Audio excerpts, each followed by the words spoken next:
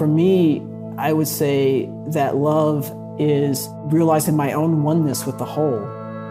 And out of that sense of oneness and unity, wanting the best and doing what I can to advance that the best for the whole. I think I'm at my best at this when I'm doing spiritual direction. If that's what's behind what I'm doing is wanting the best, then it's easier for me to get out of the way. And when I get out of the way, I'm listening to the whole and allowing the whole to move and speak and act through me. And that to me is the way I practice love. It's hard to say what love is. It's easier to see love's effects, but that's for me is the best way I can practice love is to get out of the way and allow that love to work through me. This podcast explores the mystery of relatedness as an organizing principle of the universe and of our lives. We're trying to catch a glimpse of connections beyond color, continent, country, or kinship. And we're going to do this through science, mysticism, spirituality, and the creative arts. I'm Donny Bryant. I'm Barbara Holmes, and this is The Cosmic We.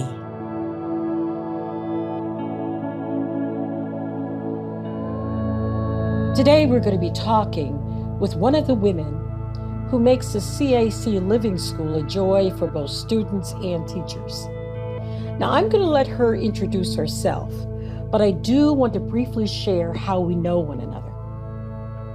I know her as a wise spiritual teacher, steeped in grounded practices that she shares with the community. We invited Gigi to share with us today because we're all on a path of discovery and growth.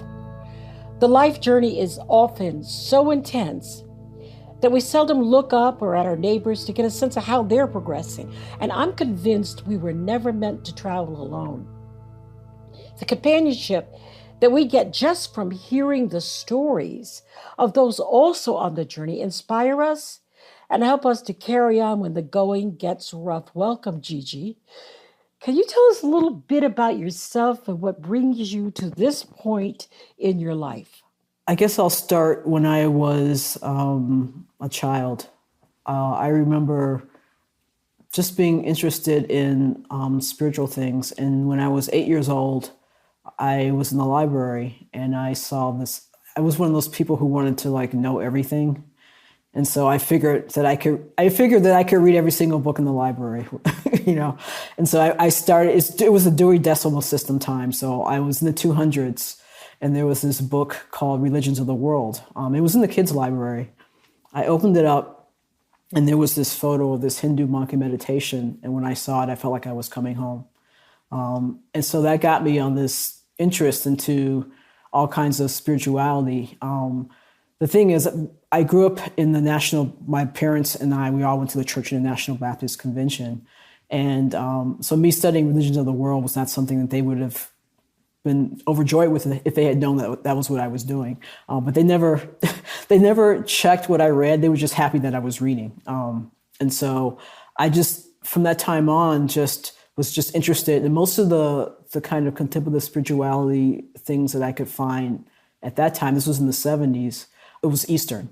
So I did a lot of looking over at the, yoga and transcendental meditation. And all I could do as a kid was books. I would just try to try on my own what they were doing. And so that kind of had stayed with me for basically all my life. We'll fast forward to me moving to DC to practice law, which actually didn't last very long. By mutual consent, we decided that I wasn't good, and they said, okay, I'll go if you don't fire me. So that's kind of what happened. But it got me to DC, and my way of figuring out communities in DC was to look for where the contemplative spirituality was. And there was a lot of programs happening at the National Cathedral.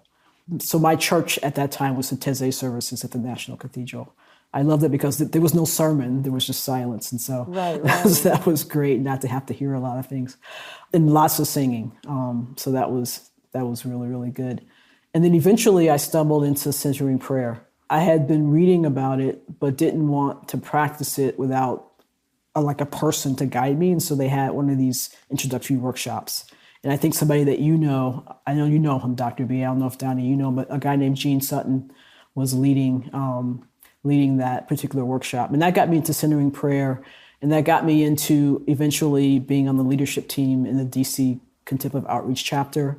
At that time, I was also studying to be a spiritual director, became a spiritual director, and was working for an organization called the Shalem Institute for Spiritual Formation, where I did some of what I'm doing now. I was basically the assistant. I ended up being the assistant director of their spiritual guidance program.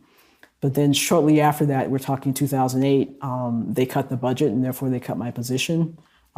This was right before the Great Recession.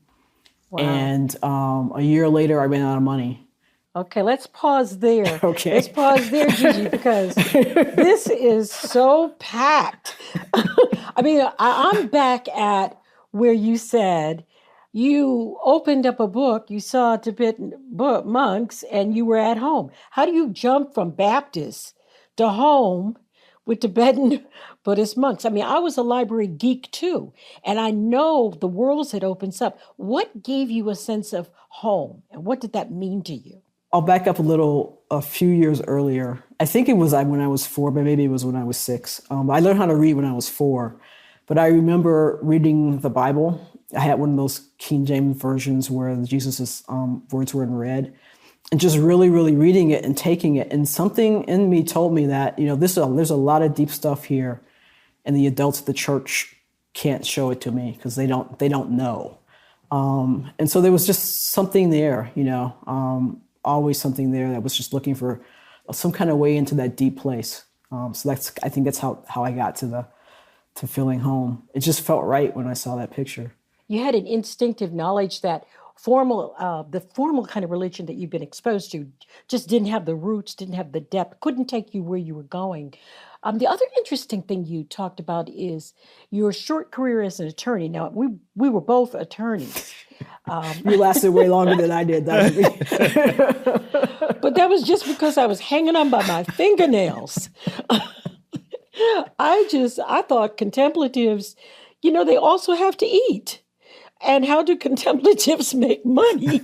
And so I thought, okay, if I just get good at this lawyer thing, even though it's like scratching nails on blackboard for me, I can't stand it. But if I just get better at it, maybe I'll like it more.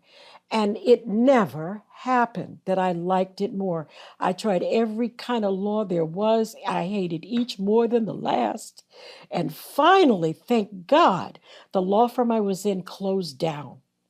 As it turns out that, trial lawyers don't just fight in trial or in court. They fight with each other, too. And so the whole firm imploded, and I went home to my mom, and I also didn't have a job. So there you are. Our paths are not that different. So now you're a spiritual director, and you've taken this other path, and suddenly you have this experience of not being employed. And you talk about it as letting go. The Greek word for that is kenosis. Tell us how you define kenosis. It comes from that hymn in Philippians, and it's Jesus letting go of his identity as divine and taking on a human form. And then he lets that go, and it's back to divine. So this idea of self-emptying, of not hanging on. So it's really more about not hanging on, I would say. So because things come your way, and I am by no means a master at this, but the tendency is to sort of, if something's really good, you want to hold on to it. But kenosis is just allowing it to go. That's how I think of it. It's just like open up your hands and just allowing it to go. Even the good things? Yeah, because as I met I wish I could remember who, but someone recently talked about how if you have something in your hand and you don't open it up, you can't get what's coming up next. So even the good things. Yeah. So this experience was an emptying time for you. And this is the way you put it. You said, kenosis came to me unbidden when you lost your job in 2008 and ran out of money a year later. So how did you survive? I was fortunate enough, that they say Teresa of Avila says that God has no hands and feet but ours. I had a community that really took care of me. Some of them took me in at different times. Some of them found people who wanted people to house sit. I spent about 20 months in exchange for a room helping an older activist stay independent. She was in her 80s and on the verge of dementia. So I just, took whatever came, and sometimes it didn't come till the 11th hour and 59th minute, and I was pretty sure I was going to be out on the street, but it never happened. Gigi, you came to this experience of kenosis, or gentle release, or letting go through life's journey, through the realities of life. But for those who may be interested in becoming more familiar, becoming more intimate with the art of kenosis, or the reality of kenosis, is there a way that you can help our listeners to maybe practice kenosis? Are there some nuggets of wisdom that you can offer through your own life experience that our listeners, if they're interested in becoming more practitioners of the art of letting go, or just self-emptying, as some define kenosis? Yeah, I could think of a few things. And I think when it comes to practice, you start small and start easy. So I wouldn't start with something that you really, really love and don't want to let go of.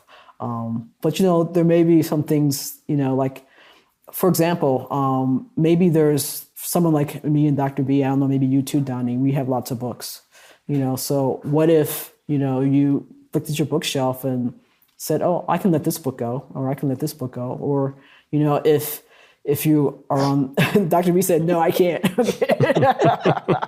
Those are my children. Or these things that we do like fasts, like people take data Sabbaths. Like they say, I'm going to spend 1 hour a week less on my phone, and let go that way. Just find little things that won't cost you a lot, but there's something that you really like. So there is something that you normally would not let go of. That's one way I can think of as a practice of doing that. No, that's powerful. I think you really, there's a story in the Torah about Abraham, who was giving an assignment by God to offer up his only son, his beloved son.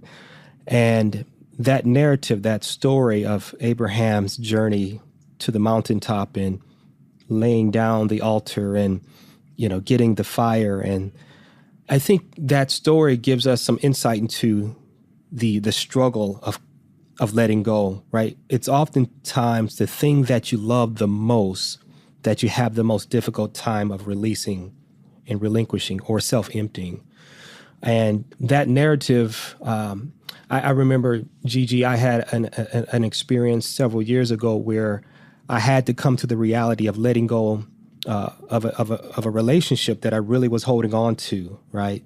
And that was something that was really important to me. And this concept of self-emptying or surrender. I think a word that I really became more familiar with was surrender, right? And kenosis is really a surrendering to what is, a surrendering to your fears, a surrendering to the reality that you're trying to control. Dr. B, last week we talked about certitude, right? The word, or a couple weeks ago, certitude, right? A surrendering, a letting go of your truth, of what you believe is right or what you believe it, has to be. And so I thank you for that, because even some of your work, I think you wrote a piece on love and kenosis. Can you speak to the juxtaposition of love and kenosis and how they're interrelated or correlated? That's interesting, because as you were talking about surrender, I was thinking that surrender could only happen in love. And that piece that you're referring to, I talk about the commandments that Jesus has, that there are two commandments, loving God with all of who you are and loving your neighbor as yourself. Many spiritual traditions talk about love as an act of will, something, it's an action, it's not an emotion, it's something that you do. And so for me, I would say that love at its best for me is, number one, realizing my own oneness with the whole. And out of that sense of oneness and unity, wanting the best. and doing what I can to just advance that the best for the whole. And so that can sound abstract. I think I'm at my best at this when I'm doing spiritual direction. If that's what's behind what I'm doing is wanting the best, then it's easier for me to get out of the way. And when I get out of the way, I'm listening to the whole and allowing the whole to move and speak and act through me. And that to me is the way I practice love. It's hard to say what love is. It's easier to see love's effects, but that's for me is the best way I can practice love is to get out of the way and allow that love to work through me. You know, as we reflect back on those times and your experience, it seems like, you know, almost like a spiritual practice, but at the time that it was happening, you said it came tasting like betrayal, like a setup. Who was betraying you? Who was setting you up? Well, I was on this path, you know, thinking I was doing exactly what I was called to do.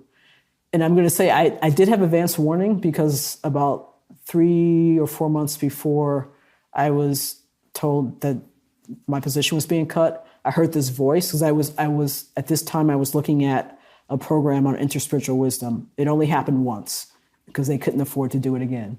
But it was a program focused on practices of the 5 major religions. So Hinduism, Buddhism, Judaism, Islam, and Christianity. And so when I was applying for that, looking at that, this voice said, you might want to apply for this because you may not be at Chalet much longer. You might want something to fall back on. And there was nothing in the air at all saying that was going to happen. But even when it did happen, it just felt like here I was doing what I felt I was called to do. Here I was doing what I was using my best gifts, and all of a sudden it's not there anymore. Another funny thing is that a few months later, someone told me about a job to be an assistant, to be a director of a spiritual direction program at another place, and my body would not let me apply. So as much as I wanted to apply, I couldn't. And so I didn't. And so there I was. And then I ended up being, without a job for 7 years and homeless for 6 years. So you mentioned when you were telling your story that you stayed for a while with an aging activist, and you talked about the challenges of helping her. And a lot of our listeners can relate to that because they're caring for aging relatives and they understand how difficult it is. You talk about an argument you had with her that exposed the anger inside of you. Talk about how that happened and how that exposure changed everything for you. Basically, I theoretically had one day when I didn't have to clean or do anything. And so one of those days, I can't remember if it was if the cat threw up or if something else happened. And it was up to me to clean it. And I was just not happy about that. And obviously, when I was angry, it was because other things were piling up inside of me. It wasn't just that one particular incident. We talk about letting go, but letting go isn't easy. And I wasn't always gracious and graceful when I was letting go. And there were many times when I was just like angry. This was probably maybe about 3 years into my being homeless. So this is probably around 2012 or maybe 2013. And so this had happened. It wasn't the first time this has happened. It had happened before. And so at some point, I guess it was one of those last straw things. And to this day, I still don't remember what I said, but I remember how it felt. And I know what I said. I said something that was really meant to hurt her, and it did hurt her really badly. And I remember going back, and I felt bad too. It's funny. It's like you think you're going to feel better when you let things go and explode, but I have yet to feel better when I explode at somebody. After we talked about it, I made a promise. I said that I would never take that out on her. I take it out on God because God can take anything, but I was not going to take it out on any other person. My frustration because in some ways it felt like being stuck.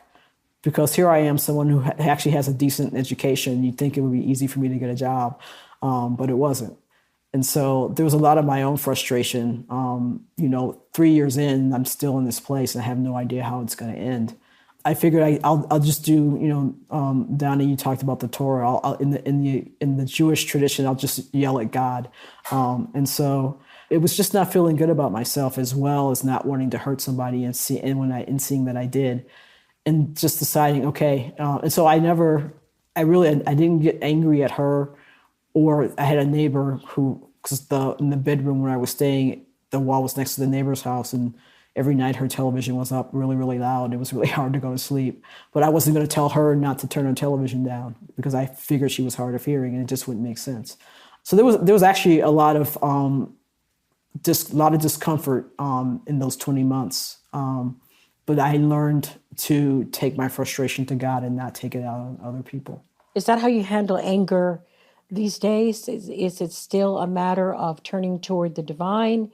What are your practices when things just build up so much that an explosion is almost inevitable? What do you do then? I hope I've gotten to the place where they don't build up, that I find those trigger points before they get to that place. One of the things I think that my contemplative practices helped me with, and in recent years it's gotten even better, but I also remember the first time it happened. And I'll say that one first. I was working at Shalem and was angry at a colleague. But instead of saying something, I think because of my contemplative practice, it was this space because often when we're angry, there's no time. It just comes out. But I think at least for what I can tell with contemplative practice, that you can sometimes be gifted with this opportunity to have a space and you can make a choice. And I remember the first time that happened, that I could actually see the anger coming up from behind my head, and I made a choice and it went right back down. And so I didn't get angry. And so most of the time that happens, and there was also a time, and just to do the opposite, where I did have that space, but I was so hurt, I went for it anyway, and I really felt bad. But these days, most what I do is my body lets me know, if I'm contracting or tight or something, that means there's something I need to be paying attention to. And so I sit, I go to I make an appointment with myself, and I sit with it with God, and we just look at it. And sometimes what I need happens then, sometimes it takes a few times. And recently it was in the shower when I finally figured out what the trigger, really, really deep trigger was that I need to pay attention to. And so I feel like if I do that, it doesn't get to that place where I explode. Wow. Gigi, as you're talking about your experience and your handling emotions, I was reminded of a sermon by Jesus in Matthew, the Sermon on the Mount, the Beatitudes. There's a particular lesson he teaches us, and he says, "Blessed are the poor in spirit, for theirs is the kingdom of heaven." And as you were describing the process of self-emptying, or your process of not allowing your anger or your emotions to control you, one way of interpreting that particular lesson is, blessed are the poor in spirit. Poor, in other words, those who relinquish themselves from the control of their emotions, or those who self-empty. Poor meaning to release, if you will.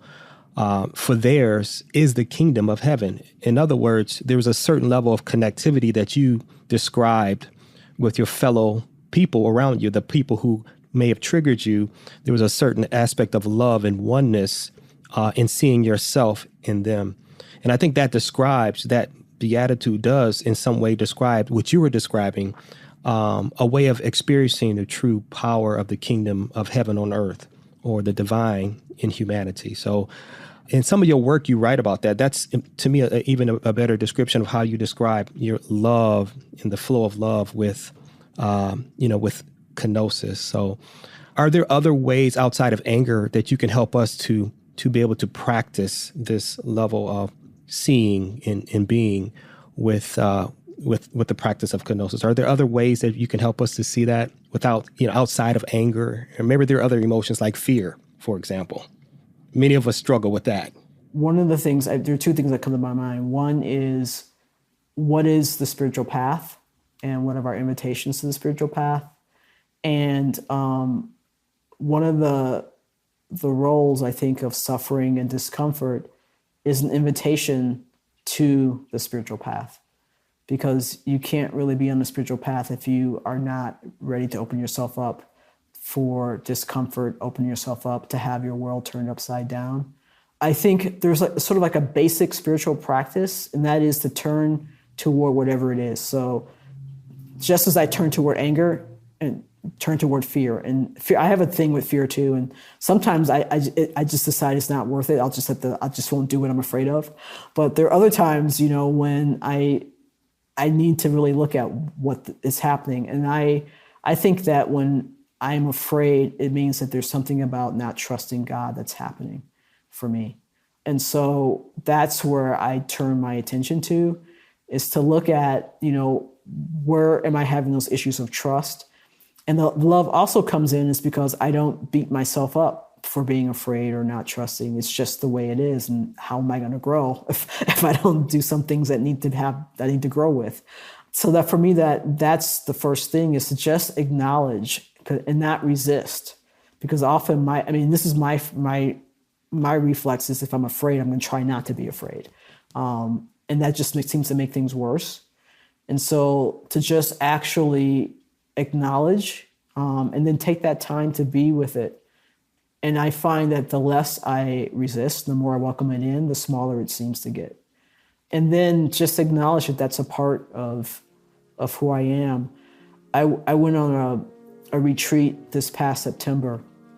And ever since then, the parable of Jesus' wheat and tares, weeds and the wheat, have been with me. And one way of looking at that is that we may think of our fears as weeds, but they actually have a role, and they actually have a purpose, and they actually may, in some ways, if we allow ourselves to look at them and listen to them and learn, let them teach us in some way, they may actually be more wheat than we think of.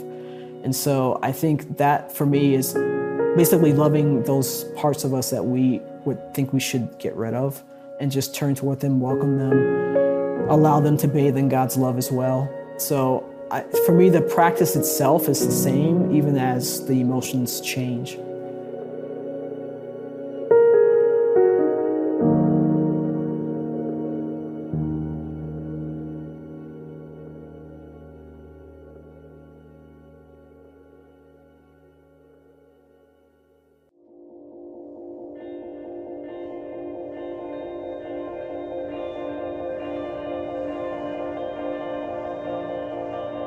You said something disturbing and powerful at the very beginning. You said that this path of spiritual seeking is not going to be a rose garden. That the moment you set off in this desire to have a union with God and peace, you're going to be on rocky ground. In this world, you will have trouble. In the words of Jesus. That's not very comforting. So we're supposed to leave the trouble in the world and get on the spiritual path so we can have trouble on the path. Is that what we're facing? Well, Jesus talks about the broad path and the narrow path. And everybody wants to go on that broad path. They do. And that's actually the path that leads to trouble. That narrow path is rocky and steep. It's not comfortable, but it leads to life. And I think what you learn, if you actually take that in and turn and allow yourself to be taught by that discomfort, is you grow deeper into the trust, you go deeper into love. You're able to see other people as your fellow siblings. You're able to see them as children of God. You're able to be in solidarity with them because you have a feeling of what suffering is like. So even though there is that discomfort there, you're not traveling it alone. And it's meant to actually take you to a place where you can become more who you are in God.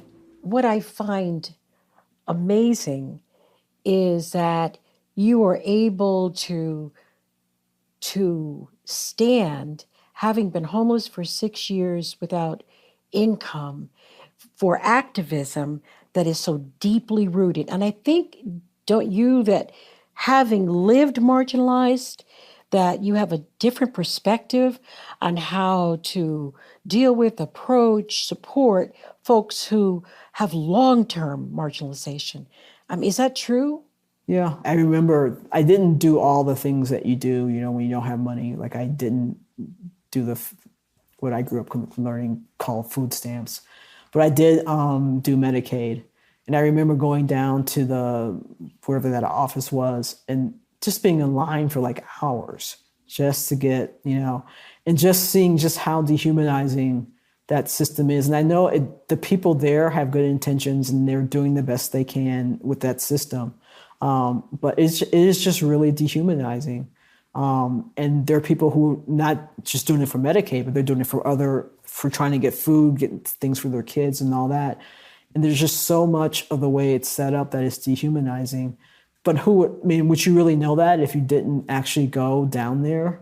You don't have to be homeless, or you don't have to be marginalized yourself to get a feel for that. But you do have to be willing to open yourself up to places where you can see what's happening to people who are marginalized, without trying to save them or tell them what to do, but to allow yourself to open your eyes and not close your eyes. Because, especially if you're in a city, if your eyes are open, you're going to see the marginalization.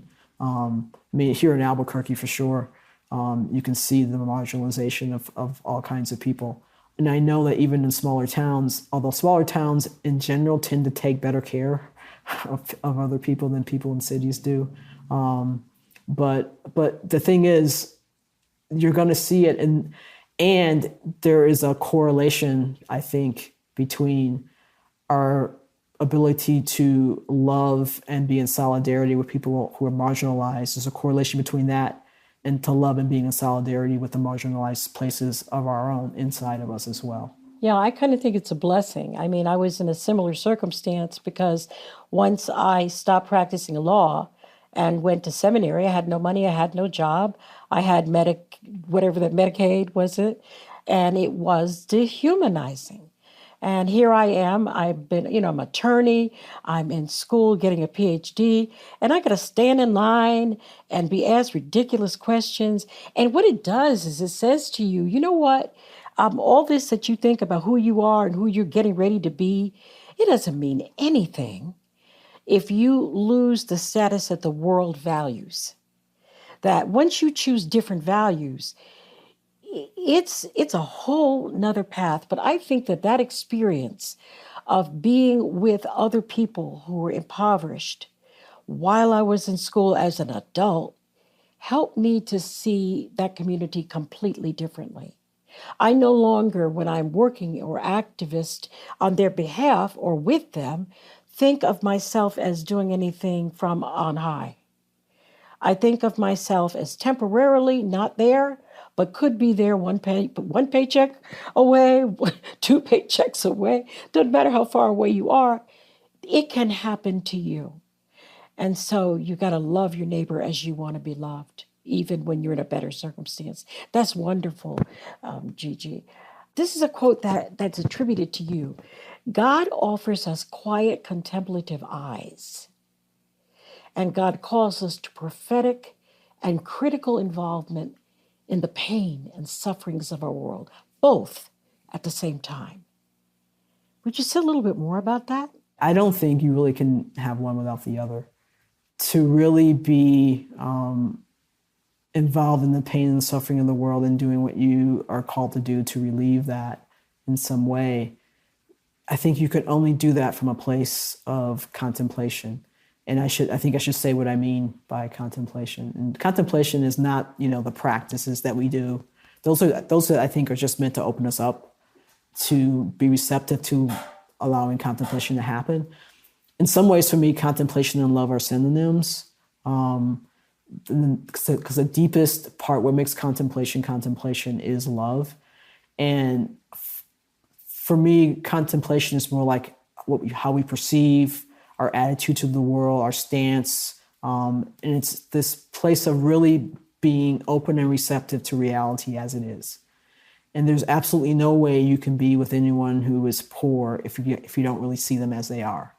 And I think a lot of times when you were talking about, often when I know I felt this too when I was homeless, that there's sometimes this people feel like they're on high and they're doing you a favor or something, and that's because they're not coming from a place of contemplation. They have coming from a place where they themselves are separate from what is reality.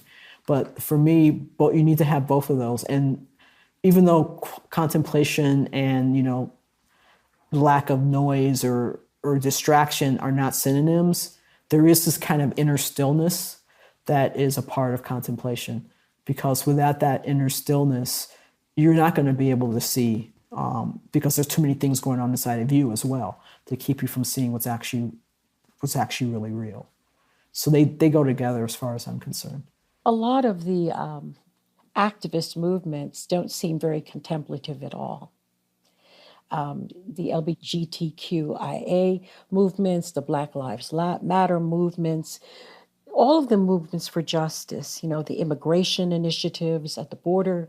What do you see that's contemplative in our current social problems? There are pockets of activists here and there that are actually, and I'm finding it more and more. I mean, they may not, they talk about bringing love more into what they're doing. I have to say, I'm not like a huge follower of all the things that are happening in the social activist world, but I do see more and more people are understanding that they have to take care of themselves. And I think that's the place where contemplation, that's the opening for contemplation, is that too many people have burnt out doing activism, and they're starting to really, really talk about taking care of themselves. And part of taking care of yourself is to really get to know yourself and to really get to know who you are in that greater whole, whether you believe in where you call it God or whatever. We're not these separate entities. We are part of something larger.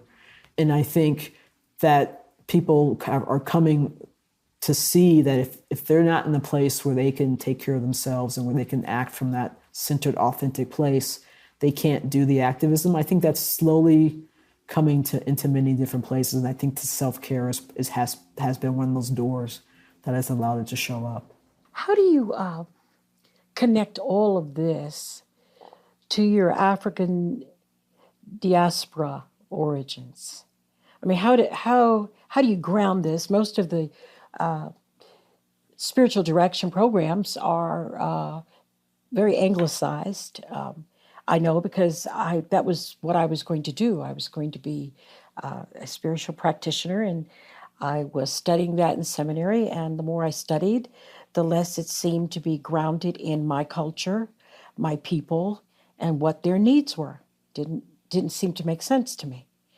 And so I stopped and went into ethics, where I had a broader palette that I could work with. How do you tie the two together? How do you make sure that the work that you do with your own community is grounded in what's needed for them? There are two sides to that question. One is my own relationship with the African American community that I grew up in. And that relationship was really fraught because of my sexual orientation. I'm not heterosexual. And growing up in the National Baptist Convention, basically, I was told I was going to hell. And so I really felt exiled from that community. Another thing, not only did I want to read all the books in the Bible, I felt like I could listen to any radio station I wanted to. And because in Milwaukee, where I grew up, there were 3 Black radio stations, and the Black people only listened to those 3 Black radio stations. They didn't listen to me. But I felt that I got a whole dial, AM, FM. I'm going to listen to the whole thing. So I think there's a part of me that has always taken wisdom wherever I find it. I wasn't one of those people who had to see someone who looked like me to think that I could do something. I felt like if anybody was doing it, then I could do it. It didn't care. To me, it didn't matter what they looked like. I spent a lot of my time outside of the African American community because I didn't feel welcome in the one that I grew up in. And it wasn't until I moved to DC and had been there for a while that I was able to find other African American communities where I was more welcome. And, I think my ability to give back to the African American communities happened organically. It's just as I have found my way back. and I don't really seem to need to do anything. I just am who I am, because even though I didn't really ensconce myself in the African American community that I grew up in, I'm still African American. I can only be African American, and it's there in my DNA, no matter what you do. And so I don't have a really good answer for that. It just seems to happen organically. And so, as you know, I'm doing work with the BIPOC students with the Living School, and with that same thing is the CAC, like most mainstream Christian organizations, is predominantly white. And that brings specific, what I call extra credit work that BIPOC students have to do. And so for me, knowing that from my own experience and having a feel for what that looks like and what really is the call for BIPOC students and working with them to find that, it just seems to just come out organically. I can't really tell you what I did or how I do it or whatever. It just seems to be an outgrowth of what I do. For those who don't know what BIPOC means, it's Black, Indigenous, people of color. Do you think things are better now in the Black community? I mean, I'm certainly aware, because I grew up during the same time period as you did, that there was a great aversion and a lot of abuse of folks who were not heteronormative. So do you think that's better now in the churches, or is it just more subtle? Has it gone underground but not healed? I think it's kind of like the country itself. It's a spectrum. There are some Black churches that are still, but there are a lot more who are more welcoming.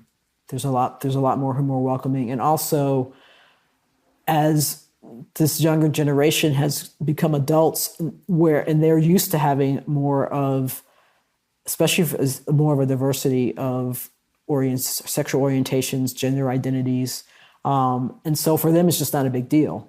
For the younger generation. So I do think on the whole, it's better. I think it's mostly better in cities than it is in smaller towns. And that being said, I remember before I left DC in 2015, I could still go on the metro and hear kids talk about just really dissing people who were gay. So, it's a spectrum. I think on the whole, it's gotten better. And like other places where people are oppressed, there's more work to do. Yeah, like racial justice in America. Exactly. Yeah. We've made some strides and still have many more strides to go. And there seems to be a really big conservative push to make all of that racial, trans, gender identity, sexual orientation to go back, all of it to go back into the closet, so to speak, Right. Well, they're trying, but I don't think we're going to fit back. None of us are going to fit back in those closets anymore. There's too many clothes in there. We're not going back. What's interesting is that you have been able to become almost this ecumenical spirit in the midst of the most difficult times that you've had. And I love the idea that you gather your wisdom wherever it can be found. I've always been very interested in searching my DNA to find out my origins. I don't know if you've done that for yourself or not yet, or if you have any interest in it. But to be able to relate to the world as part of your family and as a source for your learning is very, very rich. Another part of my story is that I was adopted. So in the family that I grew up in, they were not my biological parents. I did eventually meet my biological mother. We became really good friends for the last 16 years of her life. She died in 2013. I never met my father. And the one thing I know about my father is that he is from, assuming he's still alive, from Guinea, West Africa. So there's a whole side of myself that I don't know. So I'm living on the half of myself that I do know. That is fascinating. And I remember when I met my family, I met them. It was the one and only time they had a family reunion in the DC area. They had in Alexandria, Virginia. And it was kind of like a piece of the puzzle was missing, because I found that a piece of the missing puzzle, because I met my mom. It was like, we're just so much alike, even though we never spent a single day together. It was just pretty amazing to see, just what that bloodline, how strong it is, even if you've never had any kind of connection before. We're coming up on the end of the interview, and I don't want to surprise you with this, but I was going to ask you to do a closing sit for the audience. Let me just give you a little prompt. So it comes from your work. You say that Jesus is the example that we use to talk about love as contemplation and action. And you said that's because Jesus starts with oneness, the Shema. Shema Yisrael Adonai Eloheinu Adonai Echad. That's the first thing you start with. Then you let go of that and you allow separateness to arise. Then you let that die and you will let the coming together and the oneness merge again in cycles. So I don't know when this episode is going to air, but we've just had an election. And some people are overjoyed and some people are not. And all of us are concerned about the state of the union, one way or another. And I was wondering if you could take us through a sit, starting with oneness and letting go and separation and coming together based on where we are socially and politically right now. Because you have a way of taking the everyday and the ordinary and giving us the spiritual practice that resonates right to your soul. So I'm going to give you a few minutes while we just sit in quietly and let you think about that, and I'll let you start whenever you feel ready. Donny, did you have anything to add before we go into the sit? No, let's let this go. This has just been an awesome experience, and I'm so grateful for this opportunity to participate in the sit with you, Gigi. Thank you. It was nice to meet you for the first time, and thank you, Dr. B, for asking me to be here. So let's take some quiet time. So I like to start with our breath. That breath is our connection with oneness, because it's God's breath that breathes through us, into us, and gives us life. And so just being aware that we are breathing in God's breath and breathing out God's breath.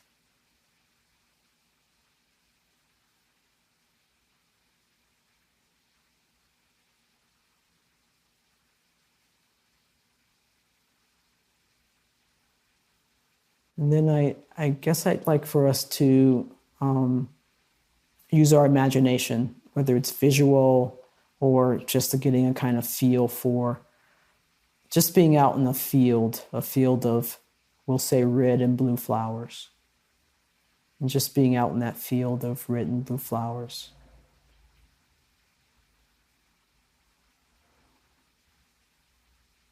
And just maybe noticing the breeze of God's breath. Letting those flowers just kind of blow in the breeze. And those red and blue flowers can look any kind of way. They can be separate, red on one side, blue on the other. They can be intermingled. However they look to you is fine. There's no right way to visualize a field of red and blue flowers.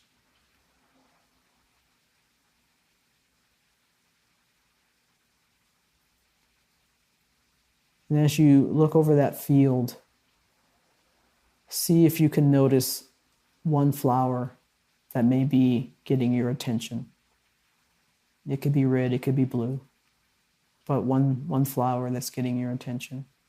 And just go and stand next to that flower. And again, you can visualize it or just have a body feel of that's what you're doing. And as you stand next to that flower, just breathe in the fragrance of that flower.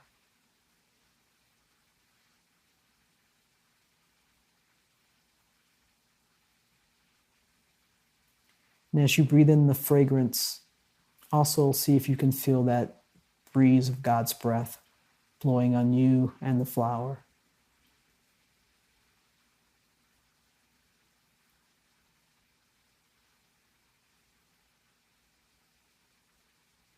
And maybe notice that the breeze of God's breath blows on all the flowers, no matter what color they are.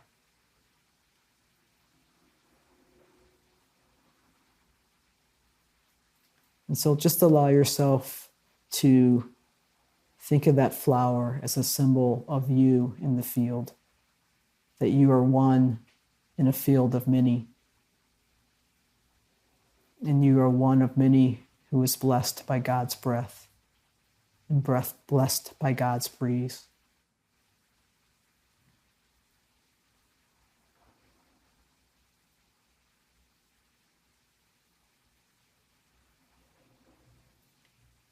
And see if you can lean into that connection that you have with all the flowers in that field, the connection you have because all of you are breathed into life by God. And so when God breathes into you, God is also breathing in a part of everybody else in that field.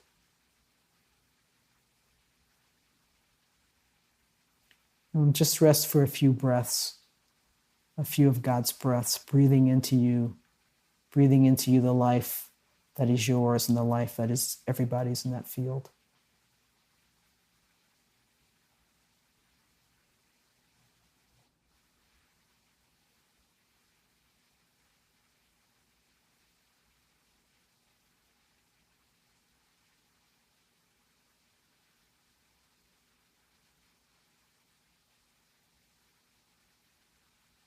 And just maybe breathe in 3 more breaths. And then open your eyes if your eyes are closed, or just come back to an awareness of the room if your eyes are open.